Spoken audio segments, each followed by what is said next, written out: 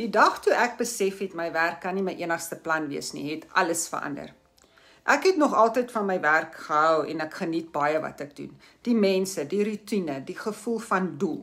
Maar eendag het ek begin wonder, wat as iets môre verander? 'n herstruktureerde plan in die maatskappy, 'n gesondheidsprobleem of net die lewe wat sy eie pad loop? Daardie gedagte het my diep getref, want die waarheid is, ons is nie so veilig soos wat ons dink nie. En dis nie negatief nie, dit is realisties.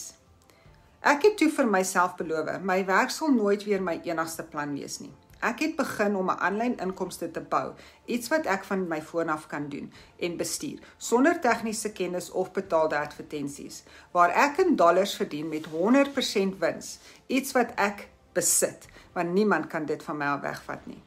Dis nie oor ophou werk nie, dis oor om vryheid en sekuriteit te skep voordat die lewe vir jou besluit.